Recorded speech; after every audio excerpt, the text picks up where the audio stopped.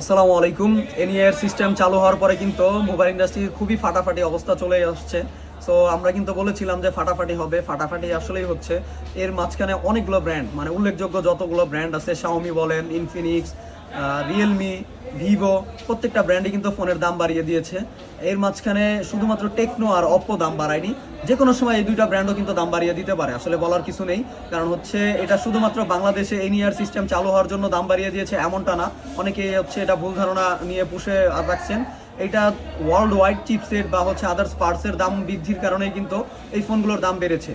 আর techno দাম বাড়বে না বা হচ্ছে অপ্পো দাম বাড়বে না এমন কিছু নয়, তারা যে কোনো সময় দাম বাড়িয়ে দিতে পারে। আর এনইআর সিস্টেম চালু হওয়ার পরেই কিন্তু যারা অবৈধ ব্যবসায়ী, মানে লাগেজ ফোন বা হচ্ছে দেশের বাইরে থেকে ফোন নিয়ে আসতেন, ব্যাড ট্যাক্স ছাড়া চোরাই পন্থায় ফোন এনে বিক্রি করতেন, তারা কিন্তু খুবই বড় আন্দোলন করেছে। বিটিআরসি ভবনে হামলা করার কারণে অলমোস্ট হচ্ছে 50+ মানুষকে হচ্ছে আটক করেছে পুলিশ। এবং গতকালকে আমরা যেটা দেখলাম, কারণ বাজারে হচ্ছে আবার অনেকেই রাস্তা অবরোধ করে রাখছেন, সেখানে অনাকাঙ্ক্ষিত অনেক ঘটনা ঘটে যাচ্ছে। আমরা আসলে মোবাইল ইন্ডাস্ট্রির মানুষজন চাই না কেউ হচ্ছে মোবাইল ইন্ডাস্ট্রির বা যে কোনো ব্যবসায়ী রাস্তায় নামুক। আমরা চাই এটা সঠিক পন্থায় নেগোসিয়েশন হোক। অলরেডি কিন্তু সরকার 61% ব্যাটের থেকে কিন্তু 43% ব্যাট কমিয়ে দিয়েছে এবং হচ্ছে কাস্টমেও ব্যাট কিন্তু 10% কমিয়ে দেওয়া হয়েছে। সো আমরা চাই আরও যদি আপনাদের দাবি দেওয়া থাকে, আমরা সবাই মিলে এটা চাই যেন হচ্ছে এটা নেগোসিয়েশনের মাধ্যমে সমাধান হয়। এটা নিয়ে আমরা চাই না দেশের কোনো ক্ষতি হোক বা হচ্ছে রাস্তায় নামুক।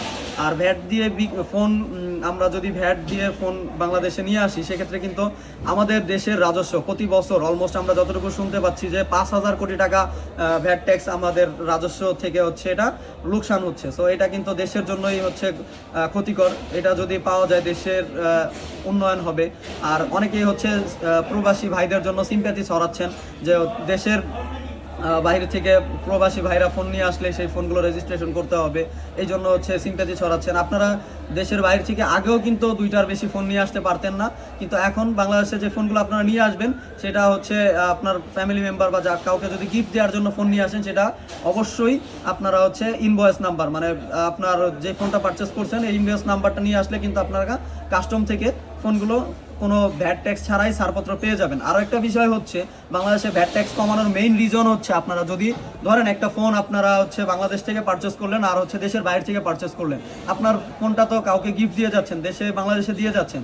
এই ফোনটা যদি বাংলাদেশে তারা হচ্ছে কখনো সমস্যার সম্মুখীন হয়, সেক্ষেত্রে এই ফোনটা তো কাস্টমার কেয়ারে বা হচ্ছে বাইরে খুলিয়ে ফোনটা ঠিক করতে হবে। আর বাংলাদেশ থেকে বৈধ পন্থায় যদি ফোন কিনেন, সেম ফোনটা বাইরে থেকে যে ফোনটা কিনে নিয়ে আসছেন সেই ফোনটা বাংলাদেশ থেকে তার থেকেও কম দামে কিনতে পাচ্ছেন, সেক্ষেত্রে অবশ্যই কিন্তু আপনি দেশের থেকে ফোনটা কিনবেন, তাই না?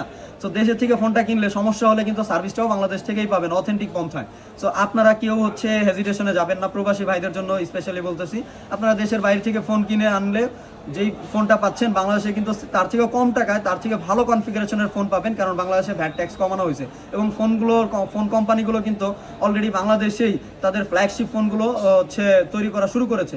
সো আমরা ধৈর্য ধরে অপেক্ষা করি, বাংলাদেশ থেকে কিন্তু দেশের বাইরের থেকেও ভালো কনফিগারেশনে ফোন কেনা যাবে। বিগত বছরগুলোতে আমরা দেখে আসছি কিন্তু অনেক ব্র্যান্ডই কিন্তু অনেক কম দামে ফোন দিচ্ছে, কারণ হচ্ছে বাংলাদেশে ফ্যাক্টরি করতে পারছে। এখানে কিন্তু আমরা বাঙালি ভাইয়েরাও সেই ফ্যাক্টরিতে বাঙালি ভাই বোনেরাও কাজ করতেছেন। সো আমাদের কিন্তু এখান থেকেও রুটি রুজির ব্যবস্থা হচ্ছে। চাইনিজ ব্র্যান্ড বা অন্য দেশের ব্র্যান্ডগুলো কিন্তু বাংলাদেশে ব্যবসা করতে আসছে এবং বাংলাদেশে ফ্যাক্টরি করে যদি তারা হচ্ছে আমাদের চাকরি দেয়, সেক্ষেত্রে কিন্তু আমরাও এখান থেকে লাভবান হচ্ছি। সো সব মিলিয়ে ভেবে দেখবেন, আমরা এটা চাই নেগোসিয়েশনের মাধ্যমে ঠিক হোক, সবাই শান্তিতে থাকুক। মোবাইল ব্র্যান্ডগুলো দাম বৃদ্ধি করবে, আবার হচ্ছে যদি দেখা যায় যে এখানে ভ্যাট ট্যাক্স কমিয়ে দেওয়া হয়েছে, তখন অলরেডি কিন্তু দাম কমে যাবে। তো সবাই একটু সময় নিয়ে অপেক্ষা করি। এনইআর সিস্টেম চালু হয়েছে, সরকারি যে কোনো কার্যক্রমে কিন্তু ফার্স্টে চালু করার পরে ইনস্ট্যান্ট হচ্ছে একদম সুন্দরভাবে এটা রানিং হয় না।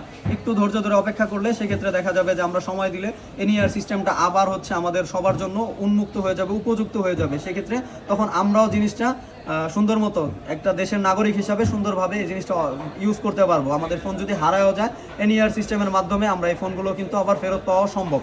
সো সবাই ভালো থাকবেন, একটু ধৈর্য সহকারে দেখবেন। আশা করি এই জিনিসগুলো হচ্ছে সমাধান হবে। আল্লাহ হাফেজ।